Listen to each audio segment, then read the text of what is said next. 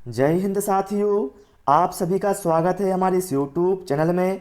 साथियों, आज मैं एमपी टेट वर्ग 3 के लिए पर्यावरण अध्ययन का प्रैक्टिस सेट लाया हूं, जिसमें कुल प्रश्न 30 होंगे और यह सारे प्रश्न आपके नए सिलेबस के अनुसार हैं, जहां से आपको एग्जाम में प्रश्न देखने को अवश्य मिलेंगे। इसलिए आप लोगों से रिक्वेस्ट है, इस क्लास को आप कंप्लीट देखिएगा और आप 30 प्रश्नों में से कितने प्रश्नों के सही जवाब दे पाएंगे वो भी आप कमेंट बॉक्स में अवश्य बताएं।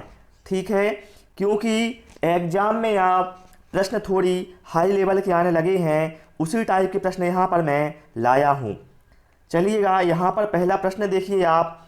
वायुमंडल की किस परत में खराब ओजोन पाई जाती है? ये जो प्रश्न है ये एमपी टेट वर्ग 3 2022 में पूछा गया था और अधिकांश लोगों ने इसका आंसर गलत दिया था, समताप मंडल। देखिएगा, जो हमारे समताप मंडल में ओजोन पाई जाती है वो हमारे लिए लाभदायक होती है, लेकिन खराब ओजोन की यहाँ पर बात की गई है तो खराब ओजोन पाई जाती है क्षोभ मंडल में। यह जीवित जीवों के लिए बहुत ही हानिकारक होती है जो क्षोभ मंडल में ओजोन होती है। तो आप लोग, अब ऐसा कोई प्रश्न आए तो आप लोग गलती मत करिएगा। चलिएगा, अगला प्रश्न देखिएगा। मिशन चंद्रयान 2 को किस रॉकेट से लॉन्च किया गया था?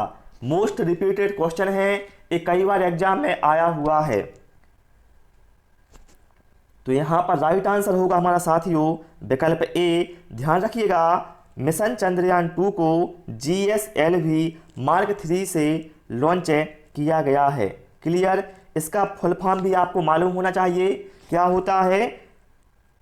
इसका फुल फॉर्म होता है जियो सिंक्रोनस सैटेलाइट लॉन्च व्हीकल। ठीक है, चलिएगा अगला प्रश्न देखते हैं। परिवार शब्द अंग्रेजी शब्द फैमिली का हिंदी रूपांतर है। फैमिली शब्द की उत्पत्ति लैटिन भाषा के किस शब्द से हुई है? पहला पॉइंट आपको ध्यान रखना है कि फैमिली शब्द की उत्पत्ति लैटिन भाषा से हुई है और लैटिन भाषा के किस शब्द से हुई है तो आप बताएंगे फैमुलस से, जो यहाँ पर हमें दिया हुआ है विकल्प ए में। ये अपना राइट आंसर हो जाएगा। क्लियर है ना? चलिएगा साथियों, इसके बाद हम अगला क्वेश्चन देखते हैं और आप लोगों से रिक्वेस्ट है वीडियो को लाइक करके इसे आप जो भी आपके फ्रेंड हैं उनके साथ इसे अधिक से अधिक शेयर अवश्य करें।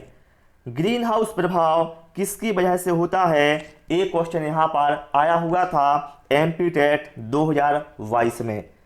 तो देखिए, ग्रीन हाउस में होता क्या है, इसमें हमारा वायुमंडल गर्म हो जाता है और इसके लिए मुख्य रूप से जिम्मेदार है कार्बन डाइऑक्साइड की बढ़ती हुई मात्रा।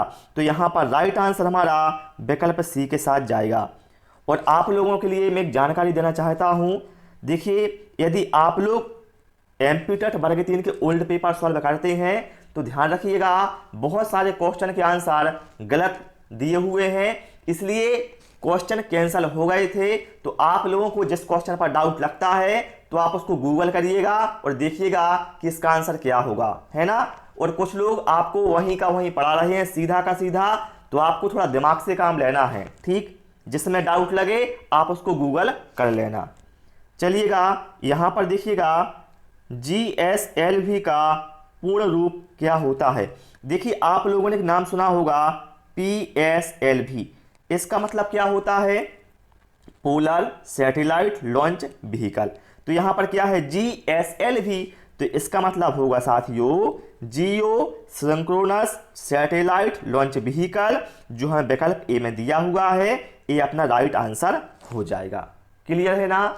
चलिएगा, इसके बाद हम अगला क्वेश्चन देखते हैं। सुमेलित कीजिए। यहाँ पर क्या है, एक साइड राज्यों के नाम दिए गए हैं और दूसरे साइड लोक नृत्य के नाम दिए गए हैं। तो आपको बताना है कि कौन सा लोक नृत्य किस राज्य का है। यहाँ पर देखिए विकल्प टाइप नहीं हो पाए हैं, उसके लिए मैं माफ़ी चाहता हूँ। तो चलिए हम इसको सुमेलित करते हैं। जैसे हम पहले बात करें गिद्धा, तो गिद्धा कहाँ का लोक नृत्य है? तो आप कहोगे पंजाब का है। ठीक है, फिर करगम, करगम कहाँ का है? तो भाई करगम है तमिलनाडु का। मुखौटा कहाँ का है? अरुणाचल प्रदेश का। और मोहिनीअट्टम है केरल का। ठीक है, ये आप लोग ध्यान रखिएगा, यहाँ से भी क्वेश्चन आते हैं और ये आपके सिलेबस में है। क्लियर। भारत का सबसे प्रदूषित शहर कौन सा है, बताइए आप लोग। यहाँ पर राइट आंसर क्या होना चाहिए। तो जो लोग न्यूज़ देखते होंगे या न्यूज़पेपर पढ़ते होंगे तो उनको मालूम होगा दिल्ली शहर, है ना, दिल्ली वास्तव में बहुत ही अधिक प्रदूषित हो गया है, वहाँ के लोग बहुत परेशान हैं। ठीक है, यहाँ पर राइट आंसर हमारा विकल्प सी के साथ जाएगा। क्लियर। चलिएगा अगला क्वेश्चन देखते हैं। और देखिए लास्ट ईयर जो आपका एग्जाम हुआ था एमपीटेट वर्ग 3 का, इसमें अंतरिक्ष विज्ञान से बहुत अच्छे क्वेश्चन पूछे गए थे। तो ऐसे ही प्रश्न जो फिर से रिपीट हो सकते हैं या जो संभावित प्रश्न बन सकते हैं, उन प्रश्नों को मैंने यहाँ पर आज इंक्लूड किया हुआ है। देखिए यहाँ पर कहा गया है इसरो ने 15 फरवरी 2017 को 104 सैटेलाइट किस रॉकेट की मदद से एक साथ ज़्यादा उपग्रह अंतरिक्ष में भेजने का अपना रिकॉर्ड बनाया था। तो ध्यान रखिएगा, इसरो ने 15 फरवरी 2017 को 104 सैटेलाइट अंतरिक्ष में भेजे थे। और किससे भेजे थे, तो उस रॉकेट का नाम था PSLV C-37। ठीक है, क्लियर है ना। चलिएगा इसके बाद हम अगला क्वेश्चन लेते हैं। खालिस्तान का तात्पर्य है कि शिक्षार्थियों के प्रदर्शन का मूल्यांकन शैक्षिक और सह-शैक्षिक दोनों क्षेत्रों में किया जाता है। तो देखिएगा आपको मालूम होगा जो व्यापक मूल्यांकन होता है इसमें क्या होता है, शैक्षिक और सह-शैक्षिक दोनों क्षेत्रों का मूल्यांकन होता है, इसलिए व्यापक मूल्यांकन अच्छा होता है। ठीक है, राइट आंसर क्या होगा यहाँ पर, विकल्प ए होगा। क्लियर है ना। और आप लोगों से यही रिक्वेस्ट है, जिन लोगों ने अभी तक हमारे वीडियो को लाइक नहीं किया है लाइक कर दीजिए आप लोग, इसमें आपको कोई पैसा नहीं लगता है। चलिएगा, ग्रीन हाउस गैसों की संकल्पना किसने प्रस्तुत की थी, बताइएगा आप लोग। राइट आंसर यहाँ पर क्या होना चाहिए, तो यहाँ पर राइट आंसर होगा विकल्प बी, ग्रीन हाउस गैसों की संकल्पना जोसेफ फोरियर ने प्रस्तुत की थी। इस नाम में थोड़ा यहाँ वहाँ हो सकता है कुछ बुकों में आपको, है ना, तो ये आप ध्यान रखिएगा, लेकिन नाम यही है, बस थोड़ा आपको यहाँ इस ये वाला शब्द लास्ट वाला इसमें आपको चेंजेस मिलेगा कुछ बुकों में। ठीक, चलिएगा अगला क्वेश्चन देखिएगा। मिट्टी को पोषक तत्वों से भरने के लिए किसानों को खेतों में खालिस्तान डालना पड़ता है। देखिए किसान खेत में खाद भी डालता है, बीज भी डालता है, पानी भी डालता है, लेकिन यहाँ प्रश्न में कहा क्या गया है पोषक तत्वों से भरने के लिए। तो भाई मेरे पोषक तत्व किससे मिलते हैं मिट्टी को, तो आप कहोगे खाद से मिलते हैं। तो राइट आंसर क्या होगा, विकल्प ए होगा। क्लियर है ना। चलिएगा अगला क्वेश्चन लेते हैं और आप लोग साथ साथ में काउंट करते जाइएगा कि आप लोग कितने प्रश्नों के सही आंसर दे पाते हैं। देखिए कहा गया है यहाँ पर, पुनीत ने अपनी कक्षा 5 के शिक्षार्थियों को मानव शरीर की एक रूपरेखा दी और उन्हें भोजन विषय पढ़ाने से पहले पाचन तंत्र को बनाने के लिए कहा। पुनीत क्या चाहता है भैया मेरे, पाचन तंत्र मतलब वो अपने बच्चों को क्या कर रहा है, भोजन विषय पढ़ाना चाहता है, लेकिन बच्चों से बोल दिया कि आप लोग पहले पाचन तंत्र बनाएं। तो पुनीत का यहाँ पर उद्देश्य क्या है उस शिक्षक का, पाचन की प्रक्रिया पर शिक्षार्थियों का मूल्यांकन करना कि या फिर परीक्षण करना कि शिक्षार्थी नामांकित आरेख बना सकता है, पाचन से संबंधित शिक्षार्थियों के विचारों को प्राप्त करना। तो बिल्कुल जो राइट आंसर यहाँ पर है वह विकल्प सी के साथ जाएगा। वास्तव में वह जानना चाहता है कि उसकी क्लास के जो बच्चे हैं उसे पाचन तंत्र के बारे में किस बच्चे को कितनी जानकारी प्राप्त है, क्या विचार हैं, तो उससे पता चल जाएगा। ठीक है ना। तो राइट आंसर यहाँ पर विकल्प सी के साथ जाएगा। चलिएगा नेक्स्ट क्वेश्चन है, कुछ रेगिस्तानी छिपकलियाँ अपने मल को शुष्क आकार में निष्कासित करती हैं, इसे किस प्रकार से मदद मिलती है। तो देखिए रेगिस्तान में क्या होता है, जल की कमी होती है, तो ऐसे में क्या है, देखिए जो पेड़ पौधे होते हैं वो कैसे होते हैं, उनमें पत्ते नहीं होते बल्कि क्या होते हैं, कांटे में पत्ते चेंज हो जाते हैं। इसी तरह से जो छिपकलियां होती हैं रेगिस्तान वाली, वो अपने मल को क्या है, शुष्क करती हैं, है ना, जिससे उनके अंदर जल की आपूर्ति बनी रहे। तो यहां पर राइट आंसर हमारा किसके साथ जाएगा, विकल्प डी के साथ जाएगा, है ना। ये क्या है, जीवों का पर्यावरण के अनुसार अनुकूलन। ठीक है, चलिएगा अगला क्वेश्चन देखिएगा। भारतीय गहन अंतरिक्ष नेटवर्क ISDN को किस वर्ष से चालू किया गया था। भारतीय गहन अंतरिक्ष नेटवर्क, बहुत सारे लोग इसमें गलत कर देते हैं और ये एमपीटेट 2022 में पूछा गया था। तो यहाँ पर साथ ही जो राइट आंसर है वह विकल्प सी के साथ जाएगा, 2008 में। ठीक है, और जो मैंने आपको क्लासें दी थी 2022 में एग्जाम से पहले, तो आप लोग देखिएगा कुछ क्वेश्चन ऐसे हैं बिल्कुल सेम टू सेम वहां से लिए गए हैं। ठीक है ना। निम्न में से कौन भारतीय पक्षी विज्ञान विशेषज्ञ व्यक्ति था। तो देखिए आप लोग को मालूम होगा पक्षी विज्ञान का जनक किसे कहा जाता है, सलीम अली को कहा जाता है ना। एक पक्षी विशेषज्ञ व्यक्ति थे। ठीक है, राइट आंसर यहां पर विकल्प सी के साथ जाएगा। इसके अलावा ध्यान रखिएगा भारत में हरित क्रांति का जनक किसे कहा जाता है। तो भारत में हरित क्रांति का जनक कहा जाता है डॉक्टर MS स्वामीनाथन को। ए पॉइंट भी आप लोग ध्यान रखना, कई बार एग्जाम में क्वेश्चन पूछा गया है। निम्नलिखित में से कौन प्रेरित शिक्षण का संकेत है। तो देखिए बच्चे के लिए क्या है प्रेरित शिक्षण, तो क्या है अधिकतम उपस्थिति होगी बच्चों की, छात्रों द्वारा प्रश्न पूछना, कक्षा में पूर्ण शांति या फिर गृह कार्य की पूर्ति। तो सबसे अच्छा इसमें है छात्रों द्वारा प्रश्न पूछना, क्योंकि बच्चों के मन में क्या है अनेक प्रकार की जिज्ञासा उत्पन्न होगी कि आखिर ऐसा क्यों होता है ना, कैसे होता है। तो बच्चे क्या है इस पर प्रश्न पूछेंगे जब बच्चे मतलब प्रेरित होंगे, है ना। चलिएगा इसके बाद अगला क्वेश्चन देखते हैं। ऐसे उद्योग जिनमें विनिर्माण उद्यम श्रेणी के अंतर्गत संयंत्र तथा मशीनरी में पूंजी निवेश 25 लाख रुपए हो, बताना है वह उद्योग कौन से उद्योग होते हैं। और साथियों इसका आंसर आपको सभी को कमेंट बॉक्स में देना है। ठीक है, गूगल करिएगा और बताइएगा इसका आंसर क्या होगा। मैं अब आज से यही नियम करता हूं, 1 से 2 क्वेश्चन मैं आपको डेली दूंगा, आप लोग कमेंट करिएगा। लेकिन मैं देख चुका हूं बहुत कम लोग ही कमेंट करते हैं। ठीक है, वो कहते हैं सिलेक्शन चाहिए, है ना, मतलब कुछ करना नहीं चाहते कुछ लोग, है ना। मैं सभी की बात नहीं कर रहा हूं, ठीक है, कुछ लोगों की बात कर रहा हूं। चलिएगा एम्फीबिया बताता है, बताइएगा जो एम्फीबिया है ये किसके बारे में बताता है। तो भाई मेरे जो एम्फीबिया है इसका मतलब है उभयचर, है ना। उभयचर का मतलब क्या होता है, ऐसे जीव जंतु जो जल और थल दोनों में रह सकते हैं उन्हें हम एम्फीबिया या उभयचर कहते हैं। जैसे हम बात करें मेंढक जल में और बाहर दोनों, जल में और थल में दोनों रह सकता है। इसी तरह से मगरमच्छ जल के अंदर भी रह सकता है और जल के बाहर भी रह सकता है। तो जल और थल दोनों स्थान पर रह सकने वाले जो जीव जंतु हैं उन्हें हम एम्फीबिया के अंतर्गत रखते हैं। चलिएगा अगला क्वेश्चन देखिएगा, बेहद ही महत्वपूर्ण है। RBI ने किस रुपए के नोट पर आर्यभट्ट उपग्रह की तस्वीर छापी थी। आर्यभट्ट का नाम सुनकर आपको तुरंत याद आना चाहिए कि भैया जो भारत का प्रथम कृत्रिम उपग्रह था वह कौन सा था। तो आप बताइएगा आर्यभट्ट था, जिसका प्रक्षेपण हुआ था 19 अप्रैल 1975 को।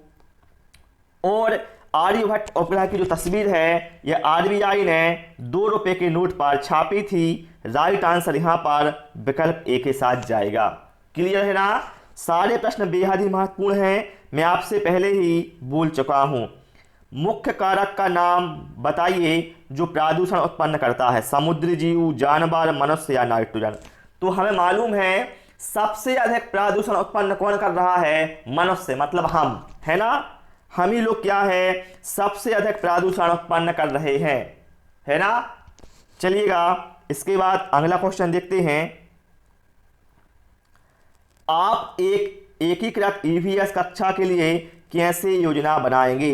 प्रश्न में ही आंसर छुपा हुआ है। यहां पर है एकीकृत ईवीएस कक्षा। एकीकृत का मतलब होता है इकट्ठा करके पढ़ाना। तो देखिए विकल्प ए में देखिए पर्यावरण विज्ञान के लिए अलग अध्यापक, भैया यहां पर अलग की बात की गई, हमें चाहिए एकीकृत है मतलब होगा नहीं।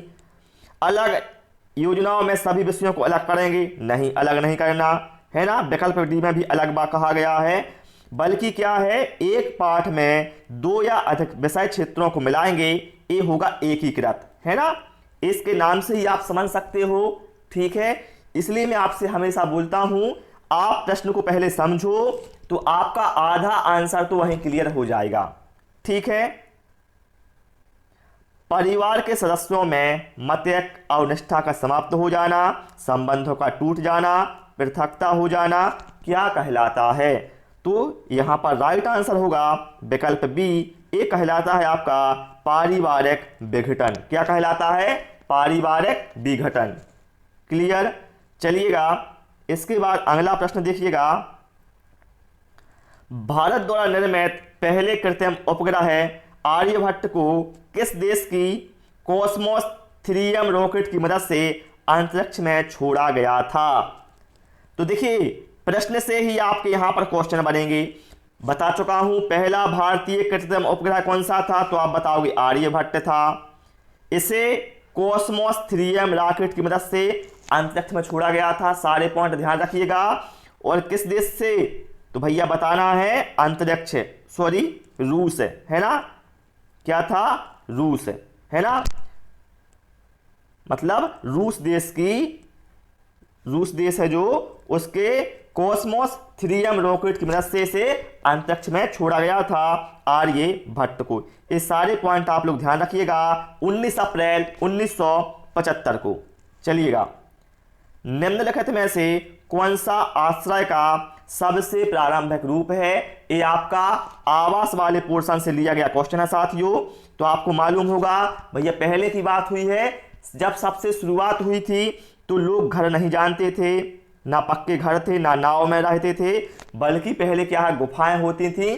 तो गुफाओं में ही आप लोग निवास होता था, है ना। आप लोग जानते होंगे आदि मानव, है ना, पढ़ा होगा सभी ने आदि मानव के बारे में छोटी कक्षाओं में, ठीक। भारत किस देश के बाद गन्ने का दूसरा सबसे बड़ा उत्पादक है। एक क्वेश्चन भी साथियों आपका MP टेट 2022 में पूछा गया था, ठीक है। तो देखिए गन्ना सबसे ज़्यादा कहाँ पर होता है, तो गन्ने का सबसे बड़ा उत्पादक है ब्राज़ील। कौन सा है? ब्राज़ील है। और दूसरे नंबर पर है भारत, ठीक है। यहाँ पर पहले देश की बात की गई थी तो ब्राज़ील होगा। चलिएगा अगला क्वेश्चन देखिएगा। कक्षा 5 की NCERT की पर्यावरण अध्ययन की पाठ्य पुस्तकों में प्रत्येक पाठ के अंत में एक खंड को शामिल किया गया है। खंड का नाम क्या है? हम क्या समझे। और यह सुझाव दिया गया है कि इस खंड में शामिल प्रश्नों के उत्तर का सही या गलत के रूप में आकलन नहीं किया जाएगा। यह परिवर्तन इसलिए किया गया है क्योंकि, तो देखिए पाठ के अंत में क्या है? हम क्या समझे। तो इसका उद्देश्य क्या है? इस स्तर पर बच्चे सही उत्तर नहीं लिख सकते, तो ऐसा नहीं है भाई। यह आकलन में विषय निष्ठता को कम करता है, नहीं। यह आकलन में शिक्षकों की सुविधा को बढ़ाता है, नहीं। यह जानने में शिक्षक की सहायता करता है कि बच्चे कैसे सीख रहे हैं। क्या है? हम क्या समझे, है ना। मतलब इससे शिक्षक को पता चलेगा कि जो बच्चा है वह कैसे सीख रहा है, ठीक है। इसलिए ये गतिविधियां पाठ्य पुस्तक के अंत में शामिल की गई हैं। चलिएगा अगला क्वेश्चन देखिएगा। भारत का पहला समुद्री राष्ट्रीय उद्यान कहाँ स्थित है। तो यहाँ पर राइट आंसर होगा विकल्प सी, गुजरात के कच्छ के रण में, या गुजरात में जो है कच्छ की खाड़ी है, यहाँ पर ही क्या है भारत का पहला समुद्री राष्ट्रीय उद्यान है, जिसकी स्थापना हुई थी 1982 में। क्लियर है ना। चलिएगा अगला क्वेश्चन देखिएगा। हाइड्रोफोबिया रोग किससे फैलता है। हाइड्रोफोबिया जिसे हम आम भाषा में कहते हैं रेबीज, है ना। तो ये फैलता है भाई मेरे वायरस से, विषाणु से। राइट आंसर यहां पर विकल्प बी के साथ जाएगा। देखिए आप लोगों के लिए एक सलाह देता हूं, जीवाणुओं से जो बीमारियां फैलती हैं और विषाणु से जो बीमारियां फैलती हैं, प्रोटोजोआ से और कवक से, आपको ये सारी बीमारियां याद कर लेना है। यहां से क्या है, एक क्वेश्चन बनता है एग्जाम में, ठीक है। और बहुत सारी आपको ट्रिकें भी मिल जाएंगी, है ना, उससे आप आसानी से याद रख सकते हैं सारे लोगों को। और यदि आप कहेंगे तो मैं भी आपको इस पर वीडियो बना दूंगा ट्रिक के माध्यम से। चलिएगा, ईवीएस के मानचित्रण कौशल। तो देखिएगा, जो मानचित्रण कौशल होता है, इसमें क्या होता है, बच्चों के अंदर स्थानिक समझ है ना, कि मतलब कौन सा स्थान कहाँ पर है, या हम बात करें सापेक्ष स्थिति होती है जो, उसका विकास हो जाता है। तो राइट आंसर हमारा यहाँ पर विकल्प ए के साथ जाएगा। क्लियर है ना। चलिएगा, अगला क्वेश्चन देखिएगा। सारे प्रश्न यहाँ पर बहुत ही महत्वपूर्ण थे, जैसा कि मैंने पहले ही बोल दिया था, लेकिन सभी लोग कमेंट बॉक्स में अवश्य बताया करो कि आपने कितने प्रश्नों के सही जवाब दिए हैं, ताकि मुझे पता चल सके आखिर आप लोगों की तैयारी कैसी चल रही है, उसी के अनुसार मैं क्लासों में परिवर्तन कर सकूं। भारतीय अंतरिक्ष अनुसंधान संगठन अर्थात इसरो की यहाँ पर बात हुई है, तो इसका पुराना नाम क्या है, तो भाई इसका पुराना नाम है पुराना नाम है इसका अंतरिक्ष अनुसंधान के लिए भारतीय राष्ट्रीय समिति। विकल्प बी यहाँ पर राइट आंसर होगा। ये इसरो का पुराना नाम है। ये प्रश्न एग्जाम में कई बार रिपीट हुआ है। तो साथियों, इस क्लास को यहीं पर हम समाप्त करते हैं। और आपको क्लास पसंद आई हो तो आप वीडियो को लाइक करके इसे शेयर करना, और हमारे चैनल को भी आप सब्सक्राइब जरूर करना।